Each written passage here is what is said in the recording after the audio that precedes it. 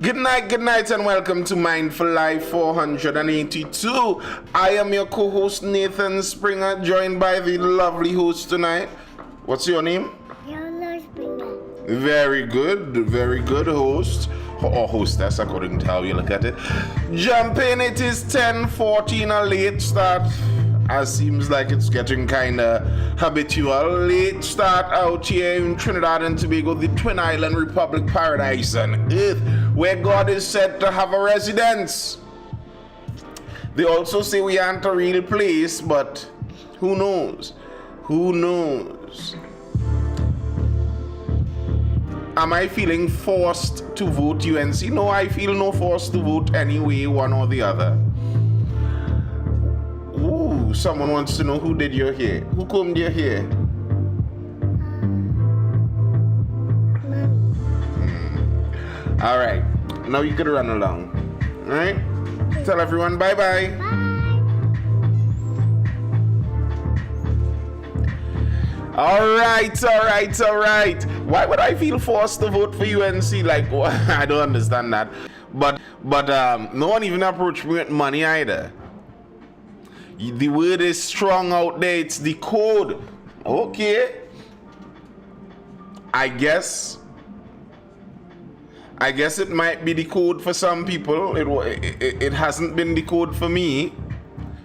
That's not my code. At least I don't live by that code. I mean, whoever is enthused by the code, great for them. Great for them. The UNC getting my vote for free, the African Giant says. Great, brother.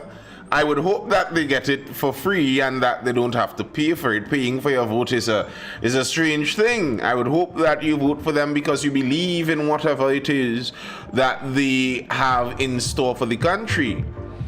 I don't know if you read the YouTube comments, but I'm excited to tune in for the discussion tonight. A lot happening, woke not awake over there on YouTube. I guess yes, I do read those YouTube comments, don't I?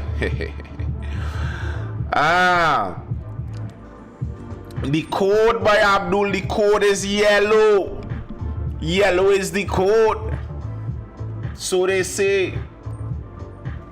I haven't gotten that code yet. Maybe the code got lost in the mail for me. I haven't gotten that code quite yet. Abdul, people trying to mark your age, bro. Yeah. What are we talking about today? Well, in international news, to start outside of the country, you know, we talk international stuff quite regularly. I want to tell all of you all I told you so. Because I told you so. I said, and I've been saying, I believe a lot of this is really about China. And the cheap labor out of China, they're trying to get it in on China. And what really happened today?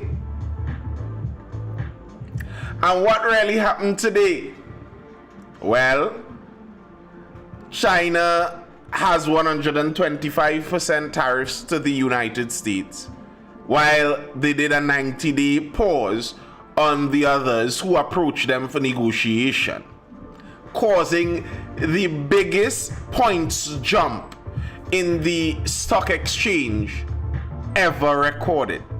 Not biggest by percentage, but biggest by raw points ever in the stock exchange. It's higher than it was before the drop.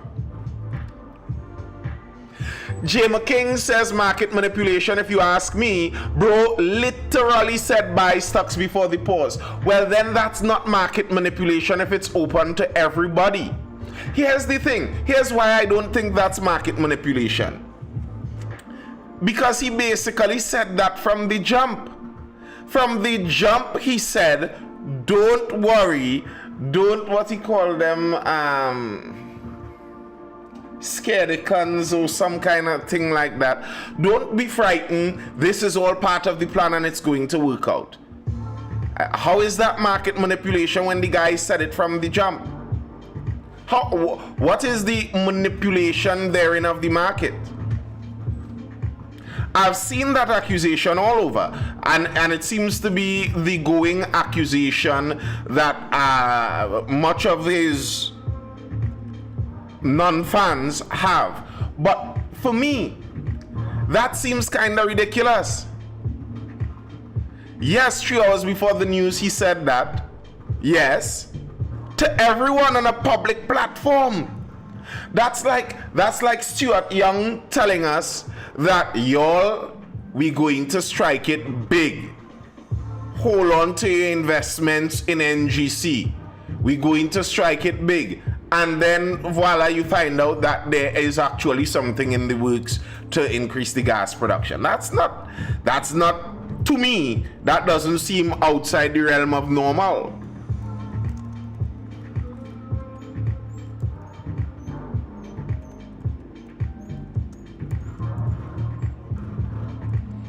If the value of the dollar decreases, the 1% will feel it. Okay? If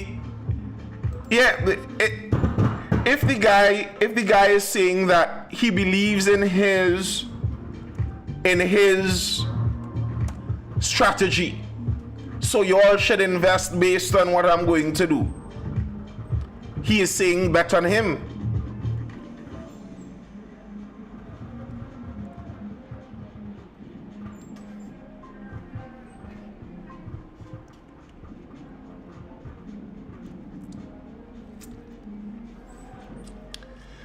And I mean, that's part of his art of the deal. What's kind of striking me a bit strange about some of this is I feel like people haven't done their research into the character. I would hope that our leaders that have to go and actually deal with those people, that they're doing their research into their characters. The man literally wrote a book, The Art of the Deal, somewhere in the 80s there.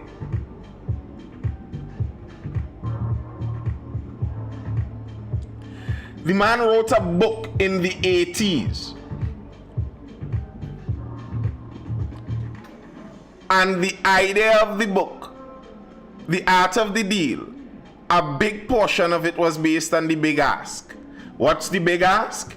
You throw out something that is unbelievably big and larger than you even expect to get in negotiation. And from there you dial it back. That's kind of what the tariffs were.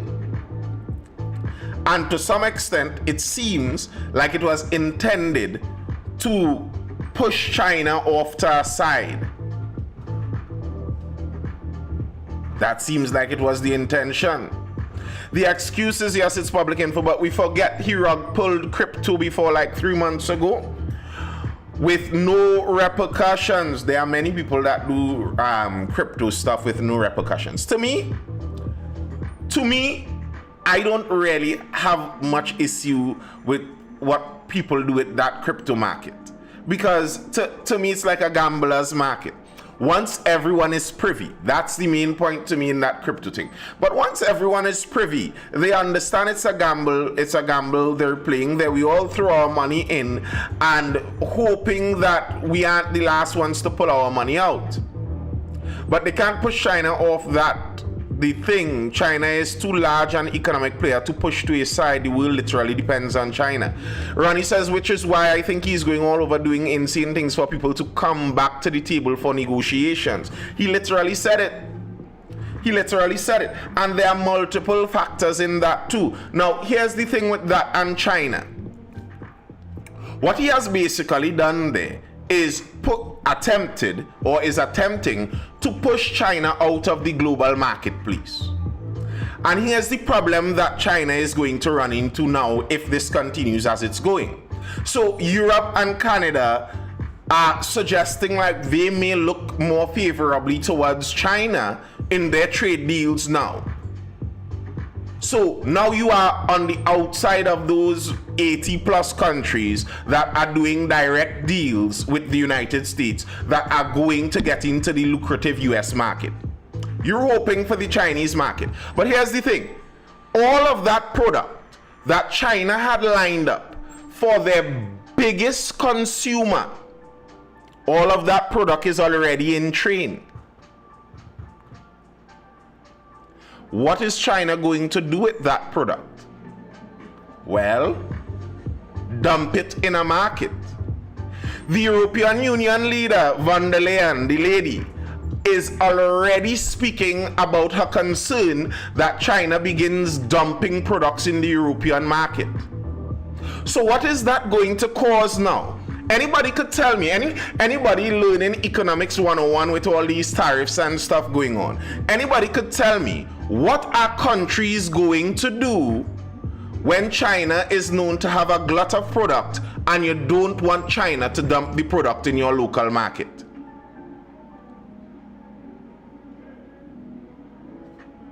Nike said they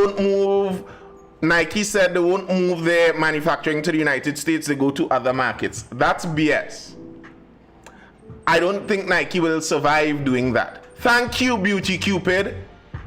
Thank you, tariff. So now every country is extremely incentivized to tariff China out of their market, or at least protect their market as such. That's what European Union is already speaking of. And everyone that jumps into Team USA in this makes it harder for anyone left on the outside. Anyone left on the outside is now, it's nearly like Trump can aim the Chinese glut of cheap product at your market. That's not something that any major power wants. A glut of Chinese products will cripple your manufacturers. How are you tariffing China out of the market when China is the manufacturing capital? Here's how you're doing it. European Union already has a lot of protectionism in on their market. If China had expectations of exporting, let's just use a random thing, 500 tons of steel into the US market, now the price is just, you can't do it. The 500 tons is already in the train. There are factories producing that 500 tons every day to get it out there. So now they have 500 tons per day, nothing to do with it. Germany has some steel manufacturers that are able to function on their local market and the European market and sell their steel there. Now China has a glut of steel. This isn't anyone now coming in, this is a fictional thing, a scenario I'm drawing. So China has that 500 ton capacity of steel that they have to get rid of now.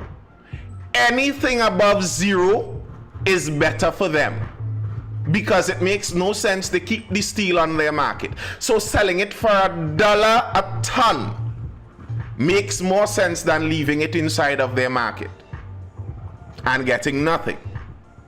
So if the Chinese begin shipping those 500 tons of steel per day into the European market at dog prices because they have a glut that they need to get rid of, the German steel manufacturer is going to be priced out of the market. How are you tariffing China out of the market? Well, what they will do by force, what they will do is put tariffs on Chinese steel.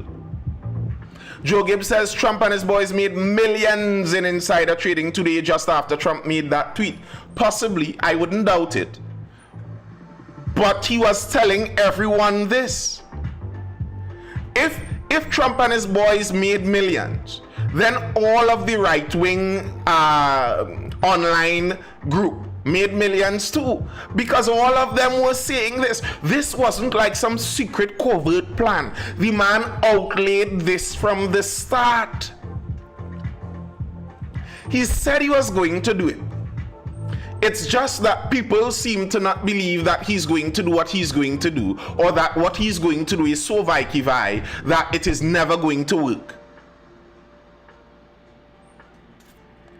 If he said that's what the plan was, that's what they were going to do, You could have invested too based on that.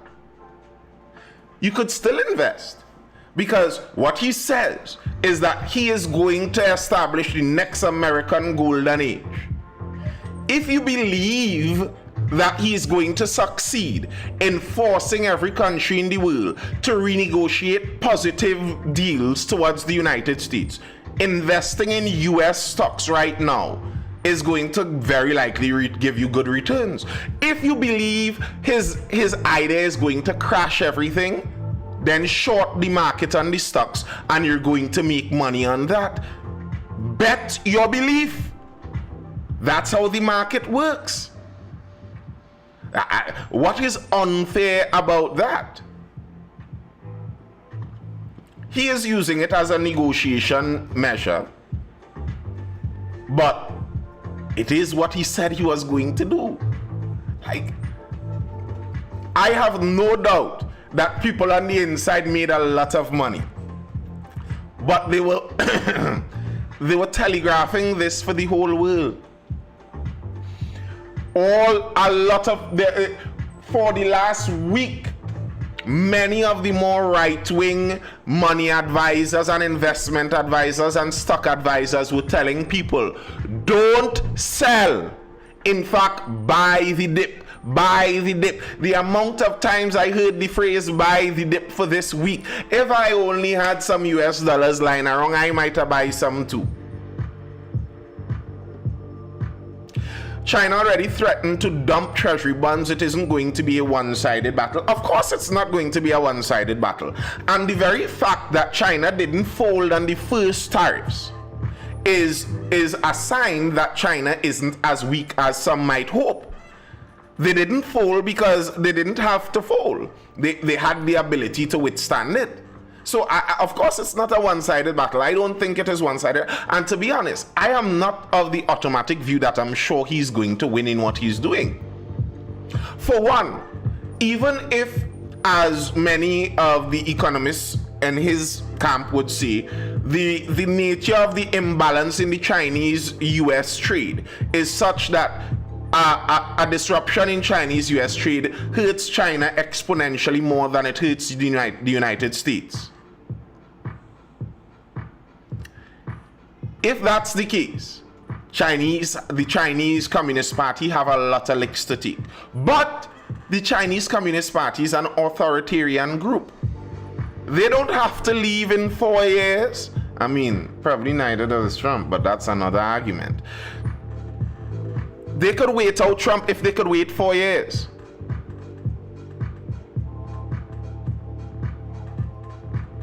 When he said he was giving the 90-day reprieve, his boys bought and made millions in a few minutes.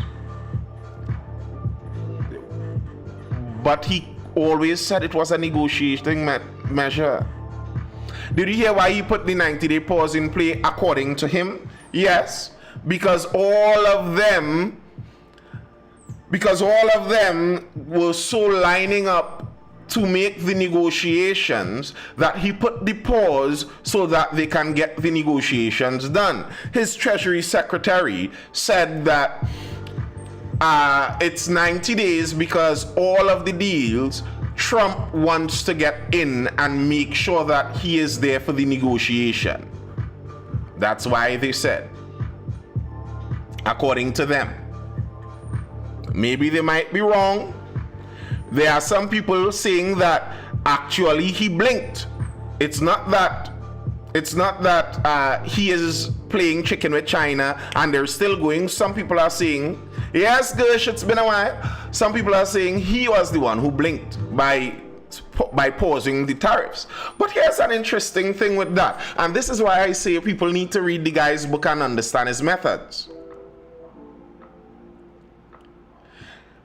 And understand his methods. Because in the big ask, where you proverbially shoot for the clouds so that you might land on the trees. Alright, he set tariffs at 30 and so percent for all countries. And now he dialed it back. But he didn't dial it back to 0. Everybody knows that, right? The 90-day pause is at 10% for everyone. So here's effectively what he did. He put tariffs of 10% on all countries while allowing the stock exchange to rally to higher.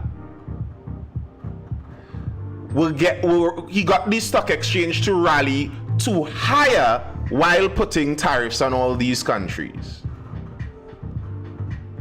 Trump blinked. He said people were getting out of line, yippee and afraid. That's what he said. When did he say that? He released a Truth Social post where he outlined why. And then in the press conference after that, his Treasury Secretary spoke, and the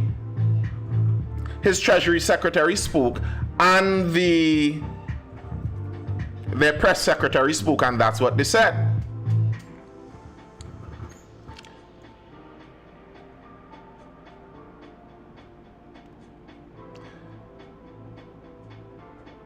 Unfortunately, I can't check the Discord right now, unfortunately.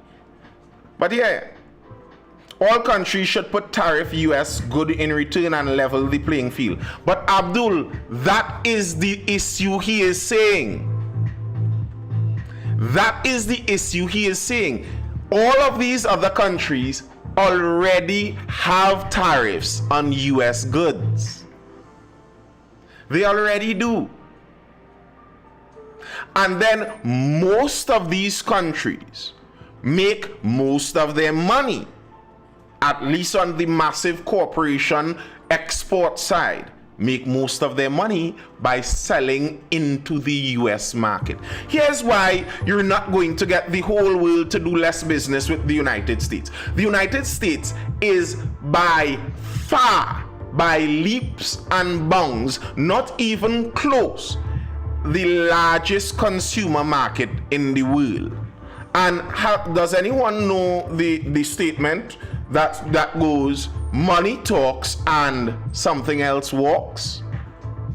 The largest consumer market in the world is just too tempting for people who want to make money. It's just too tempting for people who want to make money. I am Associated Brands. I make biscuits in Trinidad.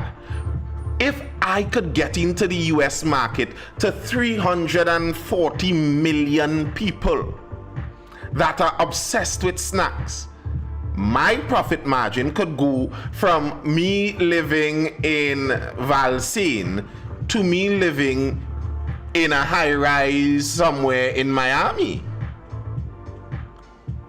And should it be that more countries attempt to separate themselves from the US, what they are doing is making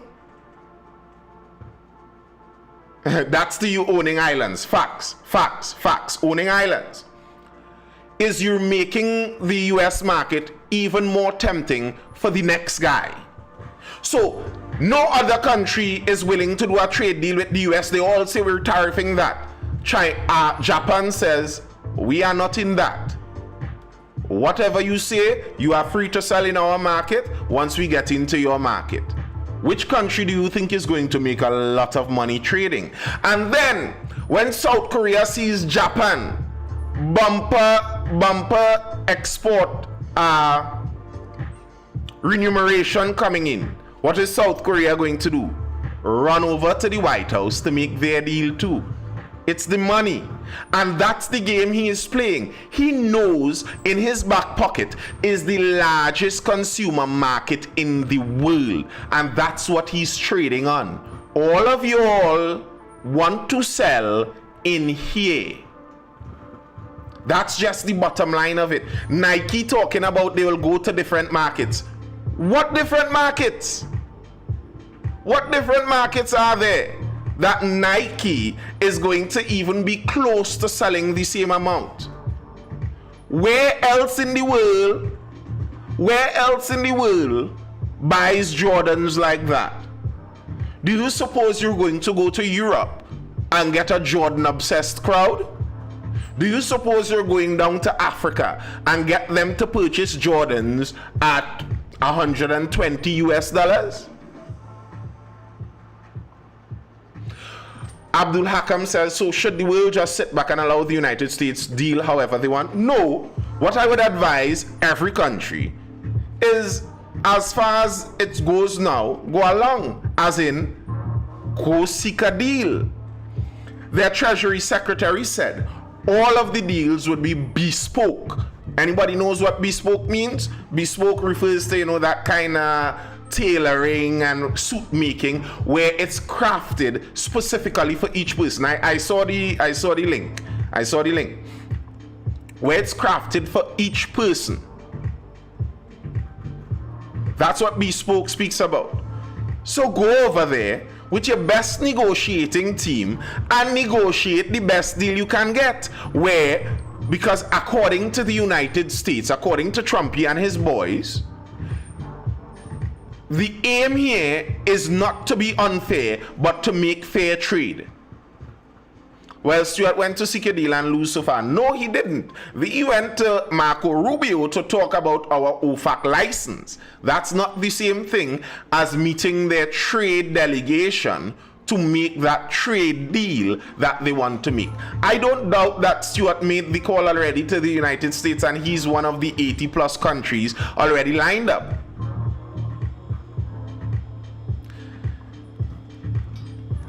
And here's the thing. The license could possibly be part of that agreement in trade. Put it all. See if you could work something that gives benefit to the United States and gives benefit to us. That's what every country is supposed to do.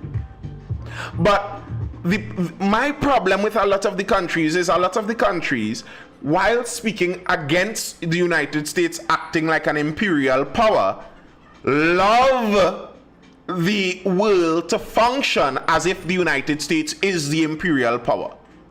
So you are supposed to by default be able to sell your goods into the capital, the imperial power, while the imperial power is supposed to, not glut your market. No. If you want to function as we are a sovereign nation, just as much a sovereign nation as the United States, well then we need to deal on that basis. We make a trade deal where the US benefits from what we have to offer and we benefit from what the US has to offer, and we balance that out. That makes sense, does it not?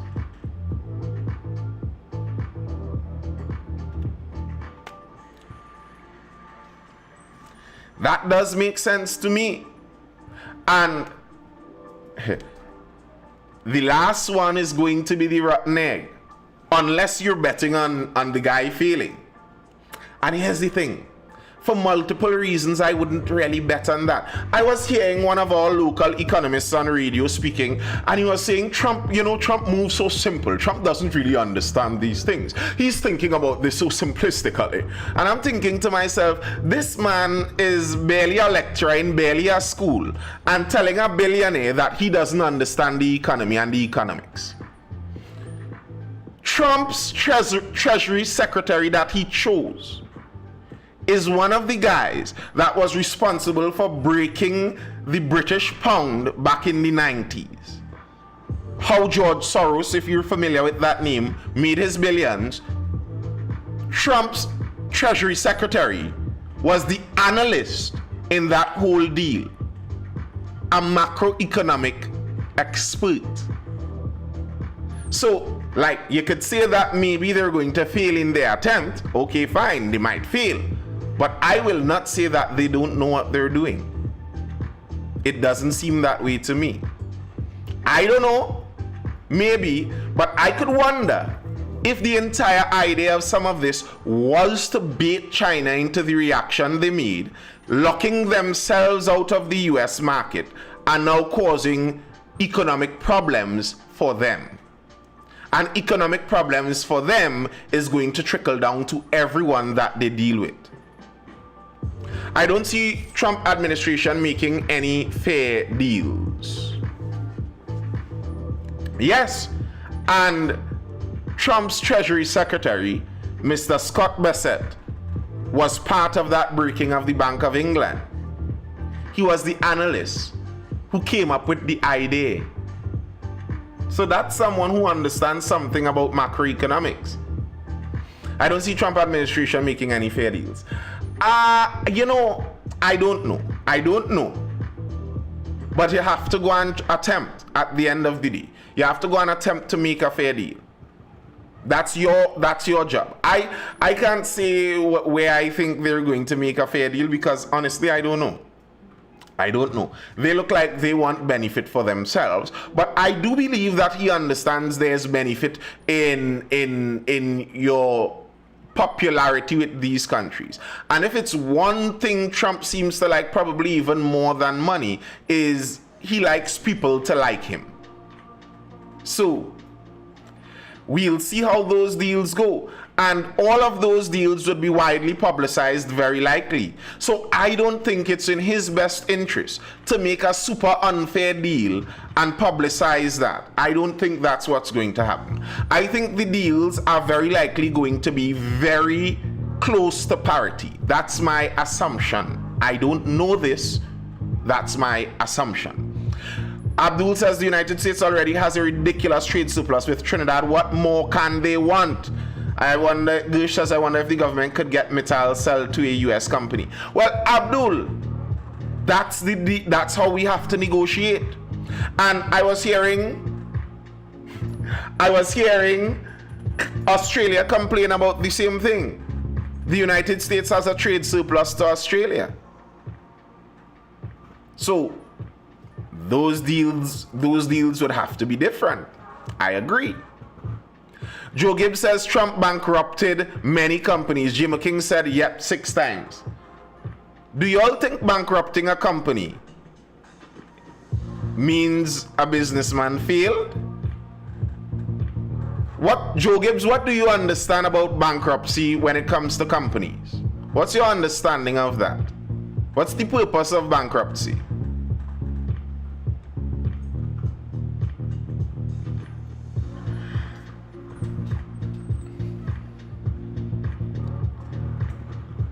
Bankrupting companies is not the sign of a failed businessman. The sign of a failed businessman is him being broke. Bankruptcy law is part of how businesses function. And someone who is a business magnate, as in having multiple companies, that's a very normal thing. There are some businesses that specialize in buying companies and running them through bankruptcy. So, Trump bankrupting a company, like, you know, I don't like these avenues of attack. I really don't. It's like the people who say Elon Musk is actually an idiot. He isn't smart at all. He's not a genius. He bought Tesla with everything it had. Okay, so he bought Tesla with everything it had. You believe that? All right. So did he buy the Boring Company with everything it had? Okay. Did he buy PayPal with everything? Okay, you believe. Did he buy SpaceX with it? Okay, you believe. Did he buy Neuralink with everything? Okay, you believe it. All right, he bought Twitter. The XAI that was crafted from Twitter and the fire hose of information coming through. Did he buy that with everything it had? Did he buy all of those companies functioning so well with everything? Well, then he's just expertly good at buying good companies. Still, that doesn't make him an idiot or not a genius. Like, we have to be reasonable in these things. People who have never started a company are on a salaried living under 10,000 TT would watch a billionaire businessman with multiple companies and say, what he bankrupt 6 companies, such a failure, eh? That sounds sensible. Really, does it sound sensible? When you think about it.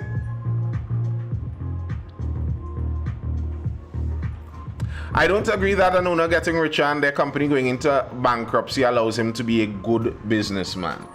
What do you consider a good businessman? What's the evaluation of a good businessman? Corruption could be at play. Well, unless you have proof of the corruption, That's another thing.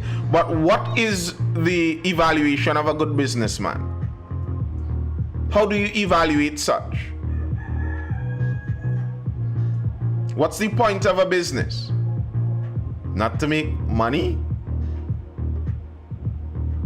As I said, there are some funds that are predatory in nature. They're looking for companies on the low to purchase them and scavenge the corpse as they bankrupt them.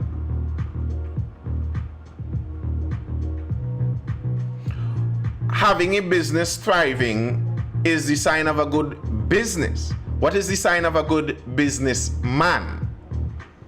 So, if a businessman is able to make a lot of money, and we don't know any corruption thing there. Hey Nathan, here this joke listening. Isn't that a successful businessman? Making money off of businesses? It's like if you have a stock trader and you say, well, he bet on this stock that fell and he lost all of his investment in that stock. Does that make him a failed stock trader just because one stock failed? Don't do me that. I want no part of that. And which Philip? Which Philip you're talking about? I want no... Ria, what you telling me about, Gil? See, we having good, peaceful discussions here, trying to disturb my good living out here. Hello.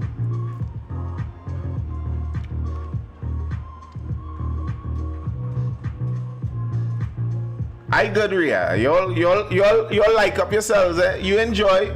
Go take it in if you want. I don't mind. Y'all could go across there.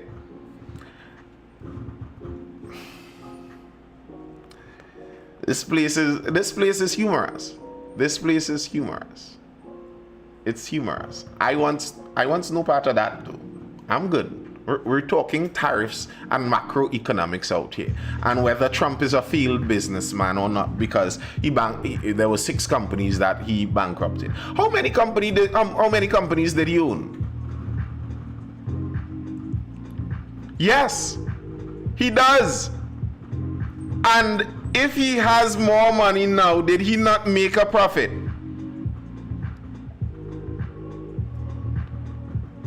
Run a business with the goal of making a profit.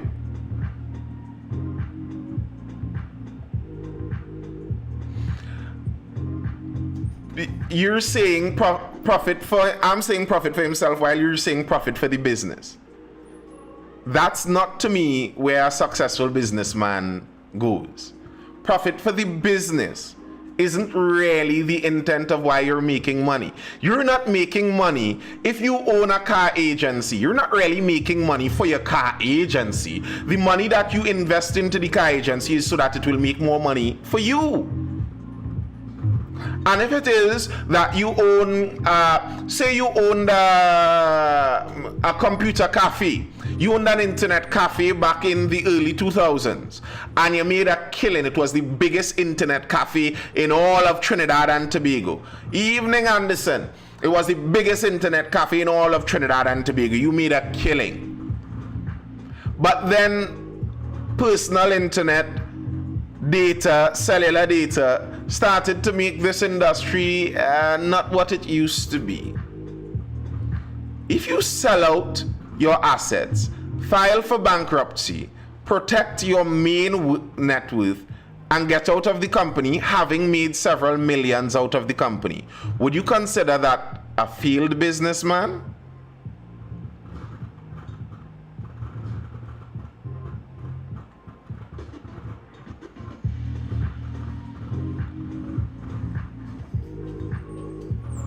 Or is that a shrewd businessman who is actually quite wise?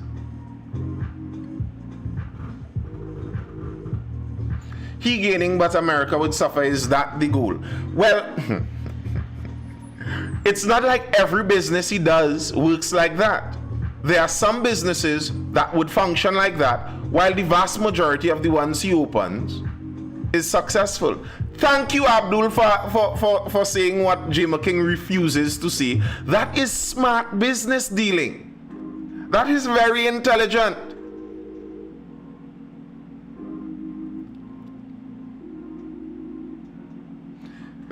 Thank you, T22P. That seems to me that seems to be what I see too.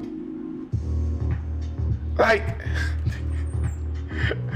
he bankrupted or went through bankruptcy with 6 of his probably hundreds plus businesses. Yes, if we're talking about the company. So let's talk about Trump as a company. He as an entity being a company. So it's not just the 6 bankrupted sectors of companies that he had, but himself as an entity with all of the hundreds of companies he owns. Are those companies as a totality gaining? Yes. Are they successful? Yes. Have they been successful for a very long time? Yes. Many entrepreneurs say the key to being a good businessman is being in business tomorrow. So the fact that this man has been on the business landscape in the real estate business, which is a fickle business, since all of us know ourselves.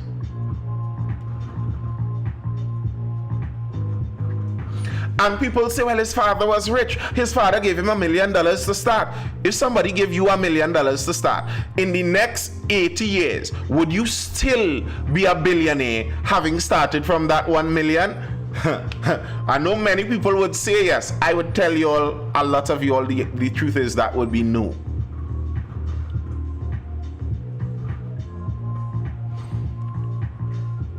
Why would you think saying that 6 of the hundreds of companies that a billionaire opened bankrupted is a sign that he doesn't know how to run companies? The track record is not the best? What? A serial businessman in his 80s, he's in his 80s, yeah? Or late 70s, having been in business his whole life, still a billionaire, still owning many of these companies, having bankrupted 6 in the span of his 80 years around living, shows are not the best track record. So if that could be my track record, I'll be very happy.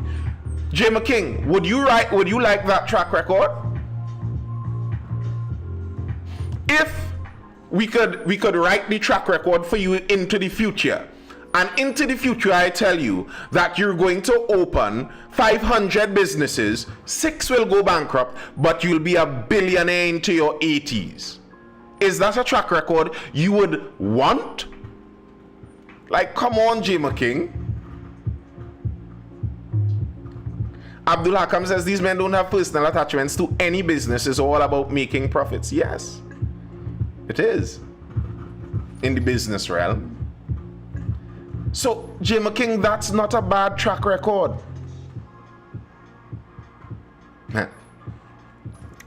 And you know what's the irony with some of this? Some people would look at a successful businessman. Someone will look at a successful businessman like that and say that's a bad track record to lead a country. But what was Kamala Harris's track record? What was Joe Biden's track record? What was Obama's track record? What was George W. Bush's track record? What was Bill Clinton's track record? What was George Sr.'s track record? Any of them had success in business? Barack Obama was an activist lawyer. What was his track record of success? A bunch of politicians that using people, taxpayers' money their whole lives. They have never made a profit a day in their life. And then they would say, a successful businessman doesn't have a good track record. Let's go find the professional politician that has done nothing but collected tax money their whole life.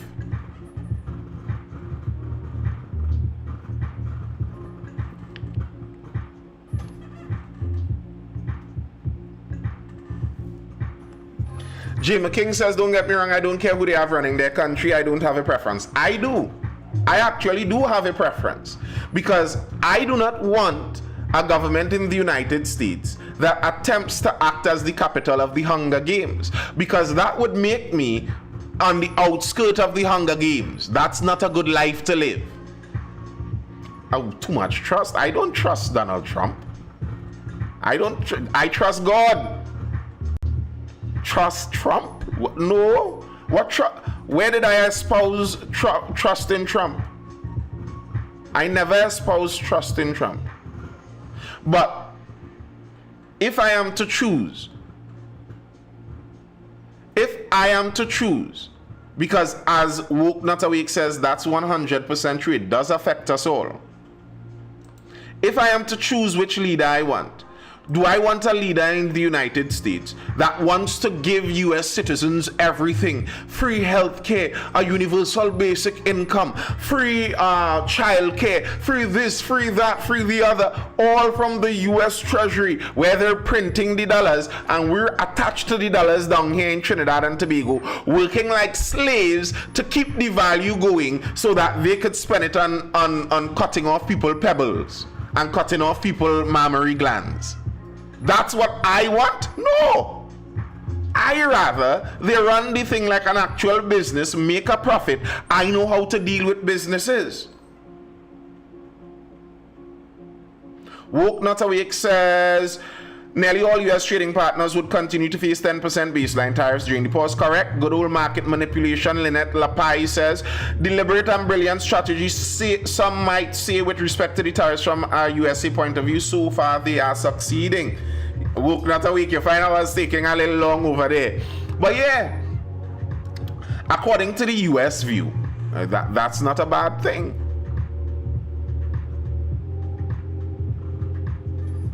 That's why, to them, I could see why they would think it's not a bad thing. But it affects us. And in that sense, our election come the 28th day might actually be a large part of what we're voting for. You might say, might actually be about good negotiation. You know? Whoever we're voting for on the 28th has to be able to negotiate really good. We were part of a CBI, I think was the Caribbean Basin Initiative or something to that effect, a Caribbean-wide negotiation pooled together with the US on trade. That doesn't seem like what they're intending to do anymore. So Trinidad would have to negotiate on behalf of Trinidad. Do you think Mrs. Prasad Bisasa would be a better negotiator, or do you think Mr. Stuart Young would be a better negotiator? Both of them are lawyers. Who do you think would be better at negotiating?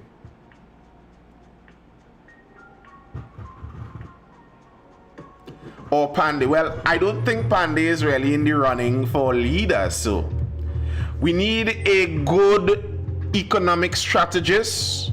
That goes without saying, for sure. Trying to get the train of thought, Nathan, keeping silent for the while. All right.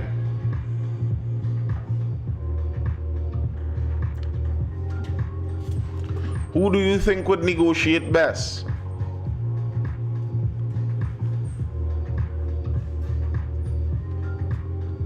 We're saying he's smart with the money, but 10 trillion market value was lost. And how much are they gaining back? The stocks, and you know, what's kind of funny to me on some of the stock argument too. Some of the people who are arguing on behalf of the stocks are people who once were saying things like eat the rich and tax the rich and take it from the rich. Who do you think loses the majority of the money when the stock exchange goes down? If it is as he has been saying, they're aiming for Main Street instead of Wall Street. That's one. And two, when the stock market dips, but then it flies back up, the value is inconsequential. No, nothing was actually lost. The graph went down, the graph went up. Now, the problem is that some of that value switched hands.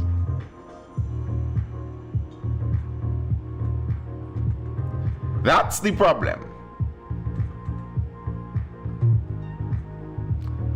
Some of the value switched hands, and that's where there may in fact be some corruption. I don't know. But in terms of the value in and of itself, it's back. So what value was lost?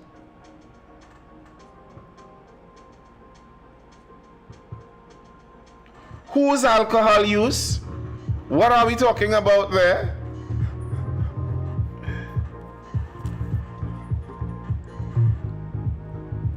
We need real good negotiation. That's what this election comes down to. Really good negotiation. Who knows? There might be a part where we get back our license to deal with the Dragon Gas and Queena field. Maybe. We don't need drunk negotiations, Nathan. Listen, hey, hello. But on a real, who do you think? Like, if you could picture Donald Trump, Scott Bessent, whoever else in their trade team sitting at a table, who do you want on the opposite side of that table representing Trinidad and Tobago? And bear in mind, we are in the inferior position, so you need really good negotiating skills there. You can't run in, like, I don't personally want those, you hear those arrogant people who like, let me leave the US, leave America, we'll deal with China, leave them out there. Now is I don't want people like that. Like, your head is too hot and you have too much ego to be able to negotiate on our behalf. Who do we want in our team? Like, if you could imagine a all-star team that we picking to send opposite the table to speak on our behalf. Ronnie says Cam's gonna be mad aggressive. She might move like Ukraine Prime Minister. Hey, I hear the National Security Minister is saying he find Cam's sounding like she losing it, you know. He said she's been sounding very aggressive of late, and her memory has been lapsing. That's not me. That's the National Security Minister. Woke Not Awake says against Trump, I want other choices, yes, but that is just a wish. Otis says Stewart all the way. Like, the thing is that as I look at that, if we're being honest, I think on that grounds, the choice may seem a bit more obvious. Yes, Marvin self, but a large part of what happens next is on negotiation. Negotiation with the big fish. Unfortunately, that's the nature of geopolitics. The big fish make a splash of his tail, and his tsunamis everywhere.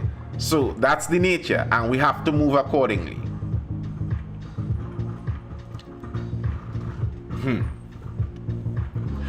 SEA tomorrow. Good luck to, I don't know SEA students sitting in this live right now, but good luck to those SEA students out there. Do your best. There's much I was gonna type, but in summary, we'll see if the market value gets any better than last year. Good luck. The man was the minister of everything. He been in these pressure cooker situations before, where White Leather says more choices. We have 17 parties going up for elections. You don't want choices. Different choices, maybe, White Leather. Different choices. Arlene says psychology teaches you that your gait and handshake tells a lot about you and how you're perceived. That's true. That's true. I've never shook hands with Stuart Young nor Mrs. Prasad Visesa, so I don't know who has the better handshake. I know Trumpy boy is very serious about his handshake. You all go watch some compilations on Trump and handshakes. It's always a thing. He always wants the upper hand. You know the upper hand is literally the upper hand. As in, when hands shake, there's generally a upper and a lower hand. One hand is higher than the other, and he always wants the upper. So he's coming in to shake your hand like this, to grab it from the top.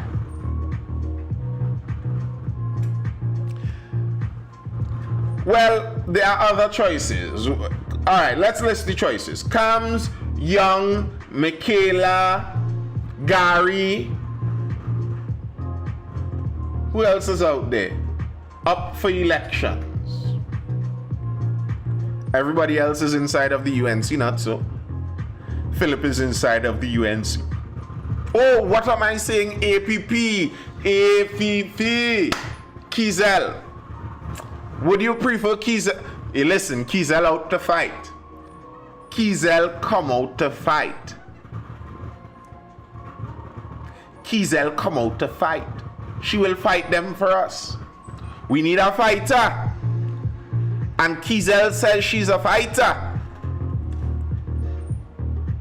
That's it right there. We don't need, look no further. We have reached. Ms. Jackson is going to negotiate that new deal for us. I'm just saying, if that be the case, plant your cassava and Edos one time. Plant your cassava and Edos one time. One time. But you know, Trump seems to be a very humorous kind of guy too. So who knows?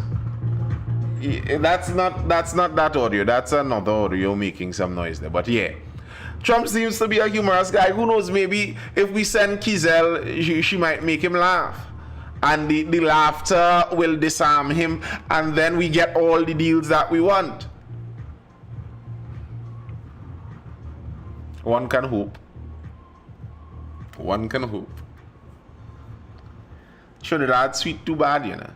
Trinidad is a sweet country. Where am I going to go but Trinidad, eh? This beautiful country.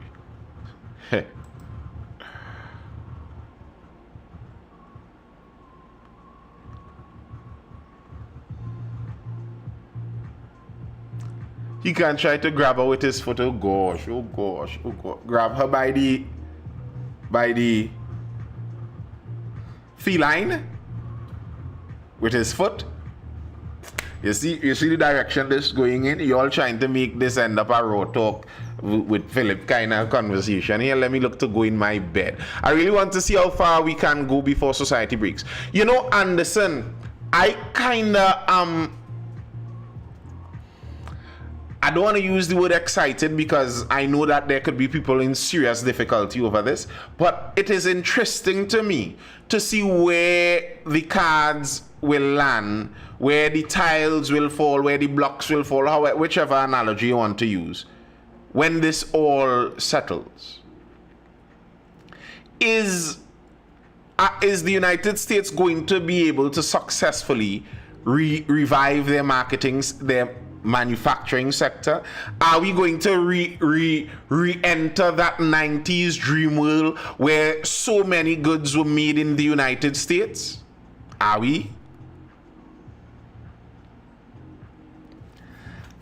I don't know. That'll be interesting. Are we going to see, is the US effectively going to squeeze China out? But to squeeze China out very likely means that they are going to have to fill the gap. and they're going to fill the gap with commercial private companies. How is that going to look on the international landscape? Are we going to see lots more American companies in all countries around the world? Are we going to see a lot more American companies on a whole? Otis says, I don't think that's possible. I've heard many people say that. Many people said that they don't think that they can even really get back that manufacturing industry like it once was because the time has gone. And maybe that might be somewhat true. But part of the reason I don't believe that is because they are doing manufacturing in the other parts of the world. It's manufacturing they are doing there. They're just paying the people much less. So if you have a more automated factory system, maybe, who knows, automation and AI is on the horizon. I was hearing someone say that someone was discussing that whole idea of bringing back manufacturing that they're attempting to do, and they're saying automation and AI is on the horizon. So that makes to some extent the old style of factory work even obsolete, maybe. But then if AI and automation is on the horizon, wouldn't it then make sense that you get all those factories back on your countryside before that time hits, so you'd have all of the AI automated factories home?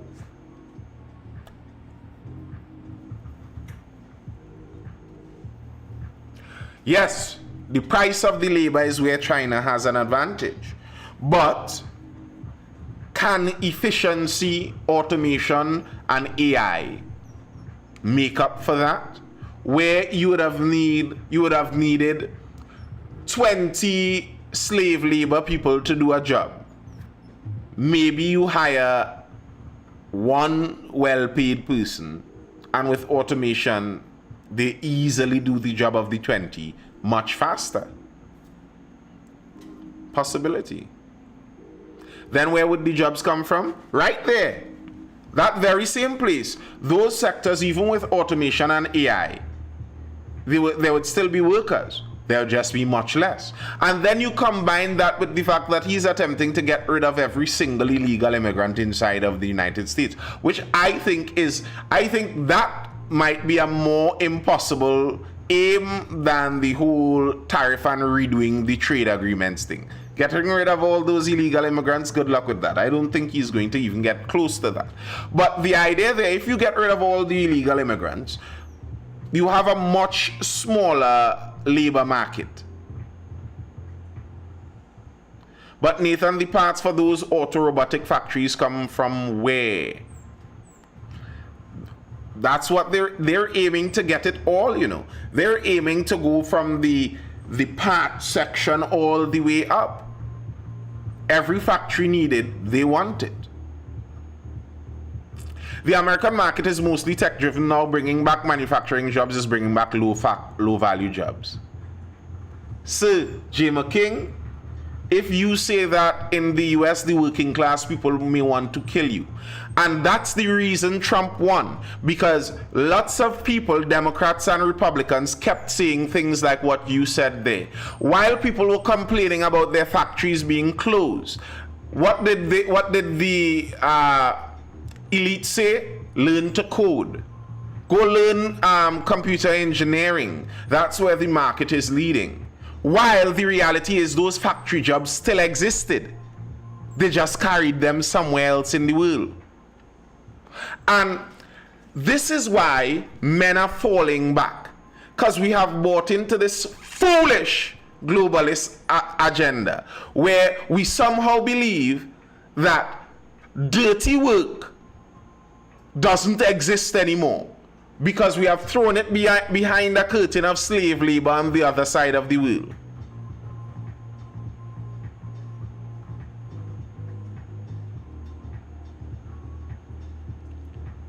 So there are many, listen,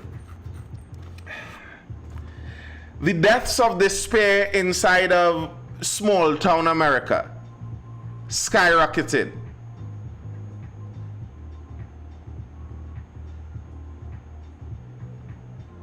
Skyrocketed. Why? factories closed down, went to China. Outsourcing wasn't the solution, J. McKing. Outsourcing was the problem. It's not like labor became so expensive in the US that the goods could not have been sold. No. In the 80s, Bush Sr. was part of it, and what's the guy that some people consider the devil incarnate? What was his name again by? Oh gosh. One of those popular names. They opened China to the world, thinking that if they export capitalism to China, wasn't Reagan thinking about. He was never a president. He was always an advisor and a policy expert. Anyway, if they exported capitalism to China, they would change China from communism. But what China did was they rejigged capitalism to fit under their Communist Party, and now they're blasting forward. So by opening China to the world, what companies realized was my factory that was profitable in the United States would actually be 300 times more profitable in China. So I close down the factory in the US, fire all of those workers, send the factory over to China, and my company increases in value. My company increases in that value. I pay myself more. I hire HR staff. I hire office workers, and I make it seem like the US economy now is much more advanced and higher level, while all of those factory workers have to go now and smoke fentanyl and kill themselves.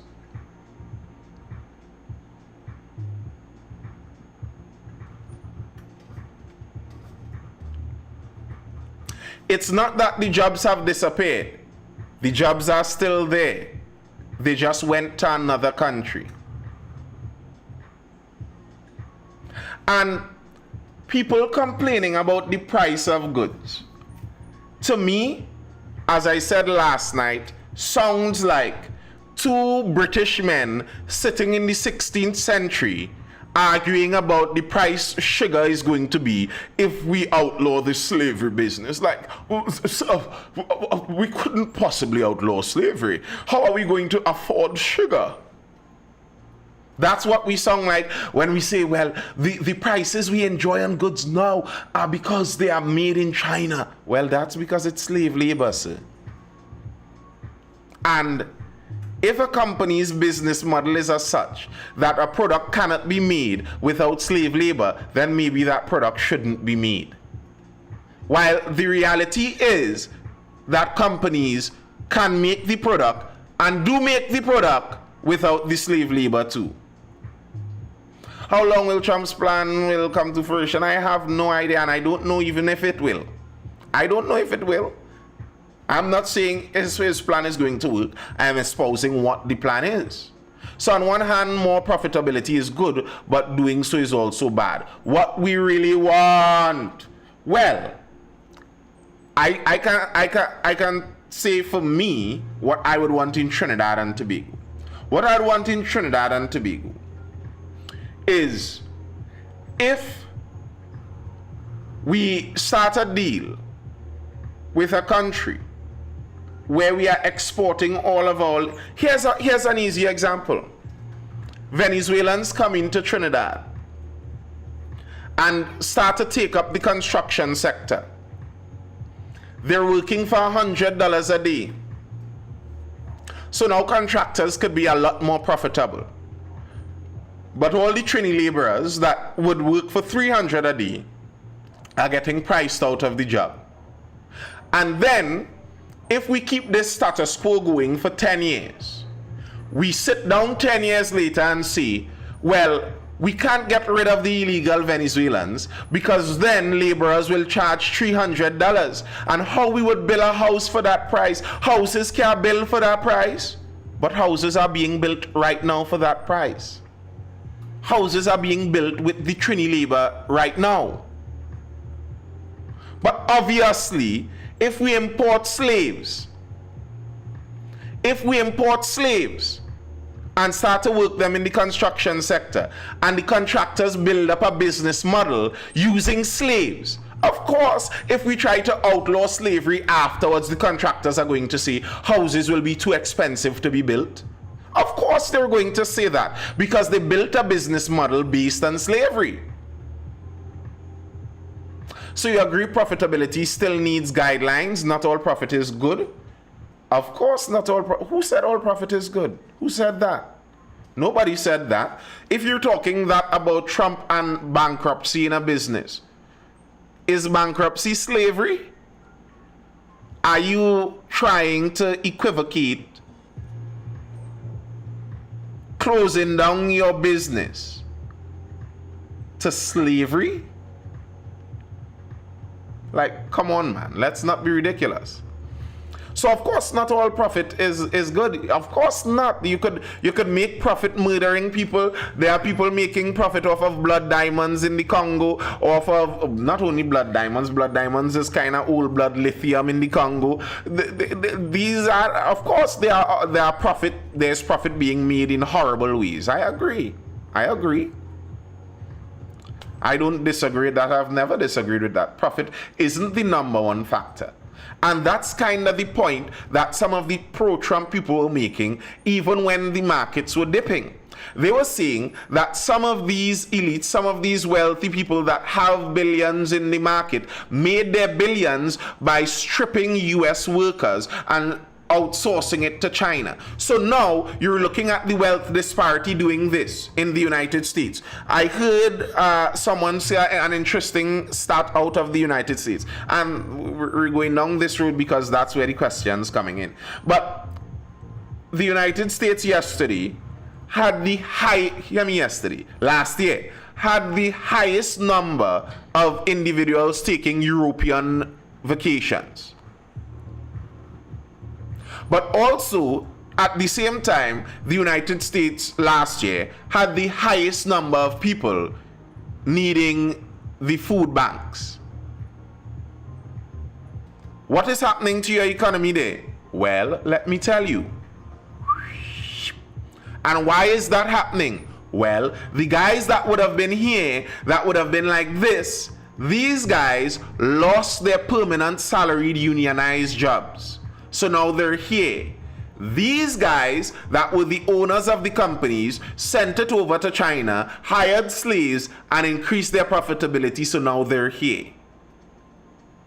And what many of us are arguing here is that we need to maintain the slavery status quo so that we can maintain the gaps in our society. So we don't want it to be that these companies now have to pay their workers a little better and end up here. We don't want that. How dare anyone attempt to recreate that? It should always be just headed in this direction. And to hell with these people. Really? Is that a good way to run a country? Is that a smart way to run a country? I would think not. And that's the point that they're making. That right there is the point. And that's why a lot of the tariff war is really just aimed at China. A lot of it is. Now, many other countries are culprits in their view too, but it's for the most part aimed at China for that very purpose. And then you add on top of that the accusations they give that China is sending over the fentanyl precursors, and they are stealing intellectual property, and they are stealing, they are hacking computers, they are sending spies, all of that kind of stuff is just added on top. While all of his artifacts are made in China. Too funny. Who his? Are you talking about Donald Trump's? Of course, it's not about morality. I didn't say it's about the slave labor. I said it's about reshoring jobs. That is at least the ostensible reason, is bringing jobs into the United States. Arlene, yes, Donald Trump. That's not negating the point he's making. That's kind of proving the point he's making. Like, that's not. This is why people keep losing to Trump, you know. Because the people who are on the opposing side of Trump, it's not like they understand what he's doing and what he's saying and they think he's wrong. They have no idea what he's talking about and what he's referring to. That's what I've noticed. Many of the people that disagree, and many of them that disagree hate the man specifically. But many of those people, it's not that they disagree really, like they think it's not going to. Like for me, I don't know if it's going to work. All of this I'm saying here. Good night, Paul Duncan. All of this I'm saying here is not saying that I am sure Trump's plan is going to work. I don't know. I don't know. But I know what they're saying they are attempting to do. And when you hear people speak about it and they're against and in enmity, you recognize they don't even quite get what the point being made is. Bringing back those jobs stagnates the economy, though. How does it stagnate the economy? Losing those jobs killed the economies of small town America. You see, here's how many of those small towns function. There was a main factory in the small town. The factory employed most of the men in the small town. They gave money to those men, and those men spent the money in the small town, creating a small town economy. Kill the factory, kill the small town economy, kill the small town. So how is reopening that factory, starting it back, going to stagnate the economy?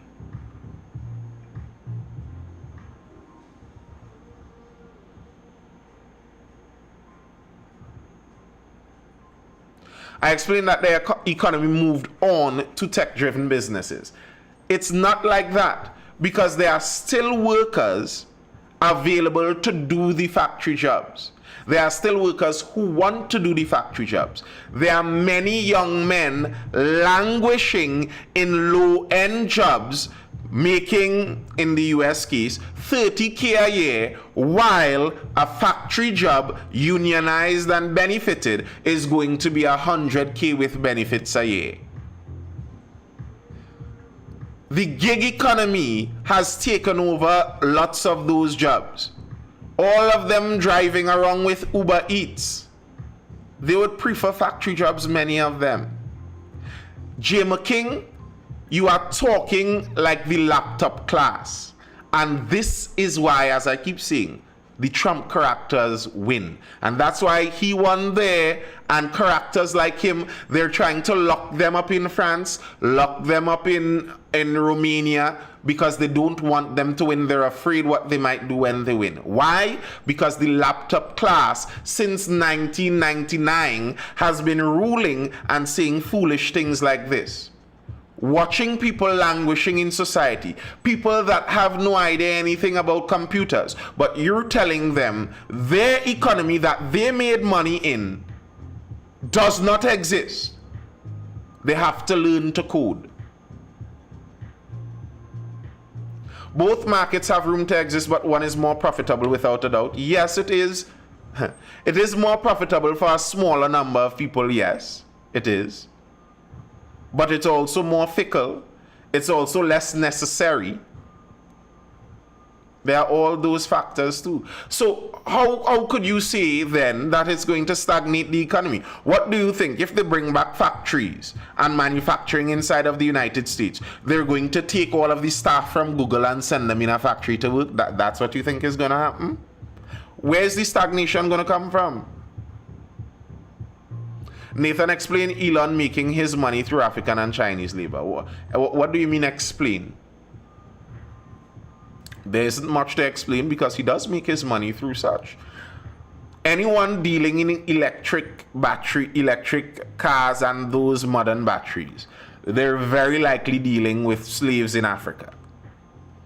Manufacturing in China, high likelihood you're paying slave wages over in China. High likelihood. So I don't know what to explain there. But many of them, like Elon, a lot of his wealth is in the worth of his companies. It's not really like he's making all that cash per se. Militant Rockstar says, my question is, what are the benefits for companies to bring their manufacturing back to the US? And that's what the tariffs are about.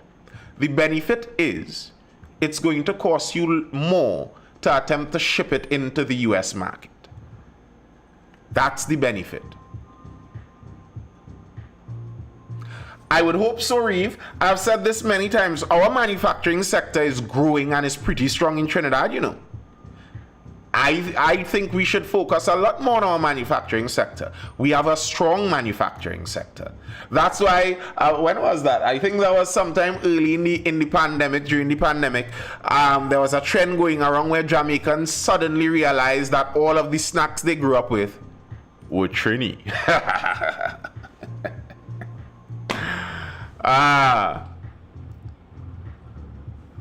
Therefore, what you think the tariffs are about is not. Anderson, you weren't listening what I said. My arguments about slave labor was my argument to the people in the chat arguing for cheaper prices. And I'm arguing to you, if Anderson, you as an individual are insisting you want cheaper prices for your goods and that costs slave labor, are you okay with arguing to keep slave labor in place? Because that's what you're arguing for. I am not saying that Elon Musk and those guys are moral paragons who are doing all of this out of the kindness of their heart to stop slavery and stop slave wages across the world. I'm not saying that. That was a moral point to you. The reason, as I've been saying all the time here, is ostensibly about working class jobs. It's why Trump won the union workers. Unions that were typically left-wing, Democrat. Trump won the union workers. The unions are lining up to sing his praises. The people choose to mine in Africa and they choose to work in factories. It's still a job. What? That's like saying the people choose to cut cane in Trinidad, the Africans chose to cut cane in Trinidad and chose to pick cotton in Virginia. It's still a job. Like, man, shut up with that, eh? Would like to hear more about manufacturing in TT as a means of diversifying the economy. It's a good idea. We already export a lot. We are in a key place for that. Even if we were to run out of oil and gas, we would still very likely have cheap energy because we have access to it right by our neighbors. Deprioritizing innovation and slower wage growth is not good in the long run. Who says they're deprioritizing innovation? Didn't you hear me speak about AI and automation in those factories? How is that deprioritizing innovation? Trinidad has the largest manufacturing sector in the Caribbean. Okay, good. Thought you were saying Elon and Trump cared about the working class. No. That is what they're saying. The working class and the slaves are a different thing. The working class in the US is what they're saying this is about. And that's where he's getting his electoral victory from. It's nice for them now, but I guess they don't care about the future. J.M. King, what are you talking about? How is increasing your manufacturing sector going to be a negative thing? Who convinced you of that? Who convinced you of that? Like, I don't get that. How is increasing the manufacturing sector going to debilitate the economy? What? So, if TCL builds another cement factory in Trinidad and Tobago, that's going to damage our economy? You think so? Really?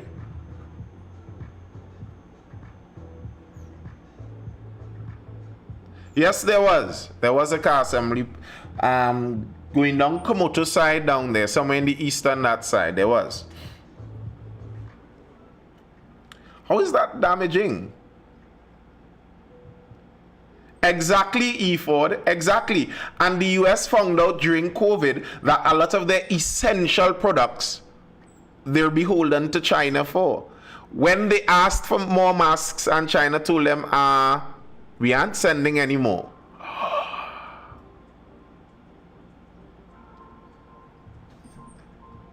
Jim King,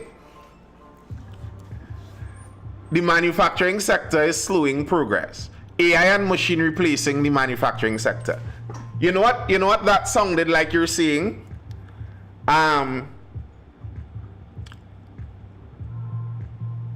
Children not learning as much anymore. Teaching not going on as much anymore. They're teaching online now. So it's still teaching.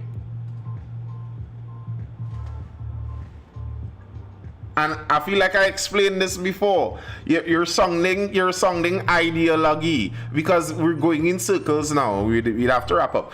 Because I explained this before. If AI and automation is replacing human labor in manufacturing, would you want the factories that are going to progress into AI and automation to be opened in the US or in China? In your country or in another country?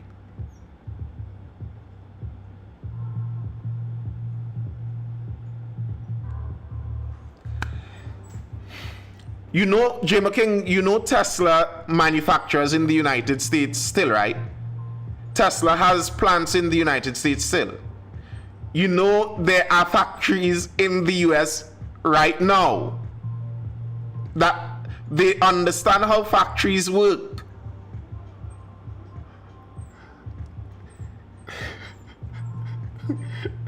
So the factory in Taiwan that was making chips that has now invested 300 billion into creating a new factory in the US to make chips.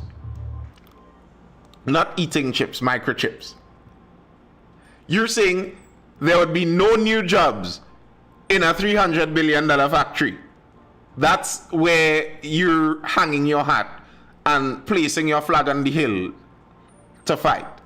You're defending that position. Like, the simple math of that doesn't make sense. The simple math of that doesn't make sense. And there's a crisis of young men not going into advanced labor markets. That's why you need factory style jobs. There are many people who would never enter into those advanced technological jobs. And yes, even with automation, there are still people in the factories. There are people to upkeep the machines. There are people to monitor the machines. There are still human hands all over there. There is AI and automation already ongoing, and yet still Elon Musk still has a lot of oily-handed workers working in his factories.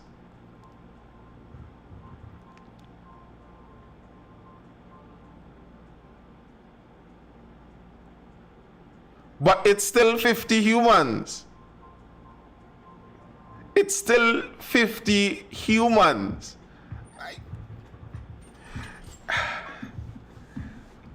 So, the argument here is that automation is going to make it impossible to run the factory in a Western country. But automation doesn't hamper the factory running in China. We're going in circles. J. King, I recognize CNN and MSNBC as your portion because we keep going in circles. Things I describe and explain already. It's like it passing through your ears and coming out the next. I have to go. But later. We're running in circles here. All that for 50 jobs. So it's not 50 jobs. A $300 billion factory doesn't employ 50 people. When Tesla moved their factory from, when they built their mega factory in Texas, they didn't employ 50 people. Like, People seem not to understand a lot of these things. AI and automation doesn't do away with humans. It changes what the humans have to do. It changes the humans' position in it. Like cars didn't do away with humans that were riding the horses before. The humans that were riding the horses and urging the horses as drivers of the stagecoaches, they became the bus drivers of the next generation. That's what happens. That's what happens.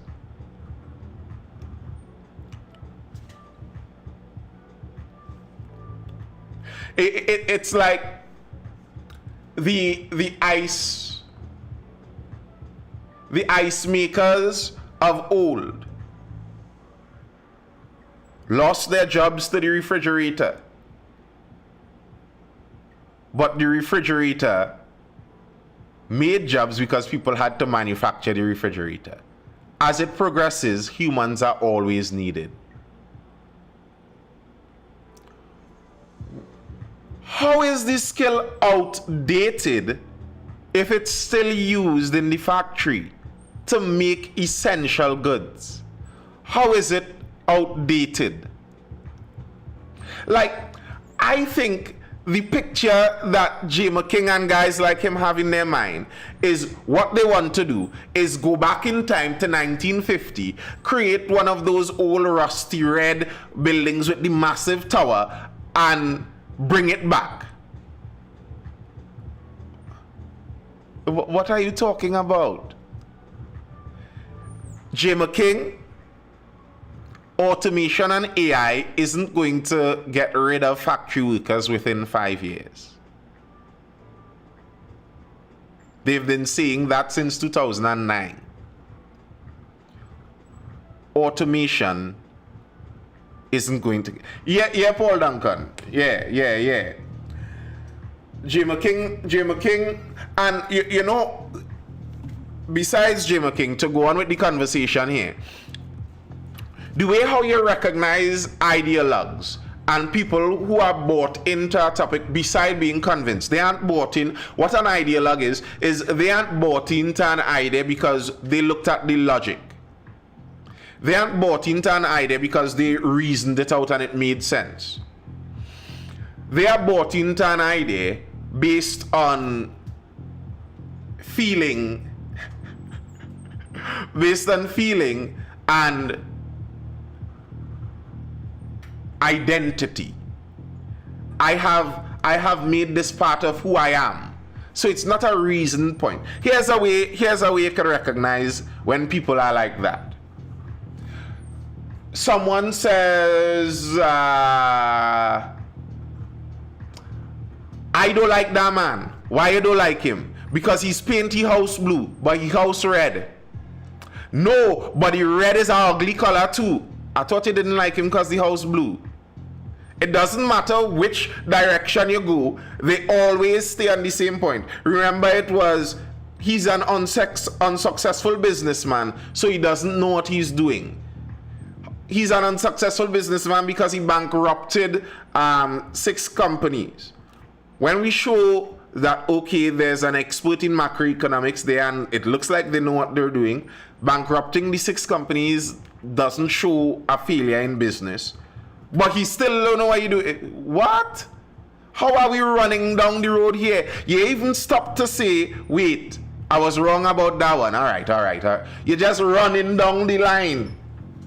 Regardless of any new information, the view doesn't change. Regardless of any new information, the view doesn't change.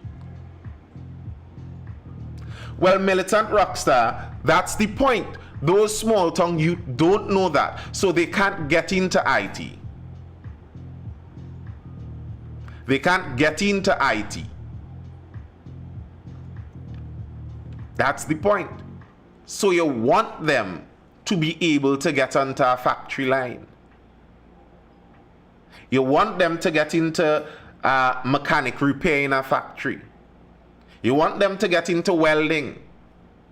All of the, like, the idea that these technical and vocational jobs are dying is such a foolish idea. When people keep telling young men, people keep telling young men, go and learn those trades. Why? Because they are extremely lucrative. A welder today is making more money and on more demand than a welder of 10, 20 years ago. Welding. You know how long welding exists? Yes, it still makes money. A plumber today has more money making opportunity than a plumber 30 years ago, even with the advancement of technology. An HVAC technician, the world can't do with enough of those. Those jobs, do not listen to the laptop classes like Jama King. Do not listen to them. They are the people that have been ruining our world. They are the people that have been ruining our world, the laptop class, where they believe the world could exist online on a laptop. They believe the world is made through the screen. Those jobs won't need full-time plumbers or electricians. Militant Rockstar, you want to bet on that? Because there's currently a Tesla mega plant in Texas right now. Go look and see how many electricians are employed full-time inside of the Texas mega plant. Tesla. Go look. See how many electricians are employed full-time. Do you think that number is zero? Before you look, you want to bet and say the number is zero?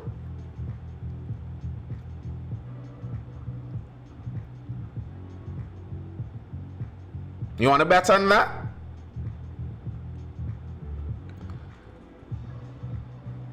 Do you think in the Texas Tesla mega plant there are no plumbers?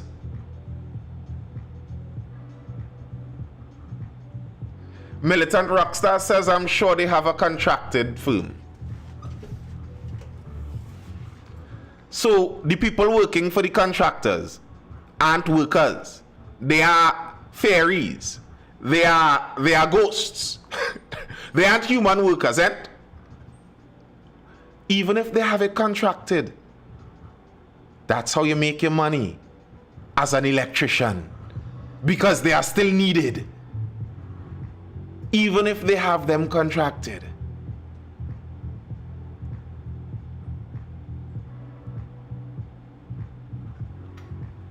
Thank you, Paul Duncan. Thank you, Shane. That's all I have for now. Militant Rockstar come to take Jama King place to drag me. I feel by now they're just trolling me to keep me talking here because it ain't making sense. It really not making sense going like this.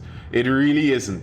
There are no high-paying jobs in manufacturing. Go and see if you could get one of them workers in Carib. Go down by Carib when they're finishing and watch the cars the workers driving out and see if you could get any one of them to leave that Carib work.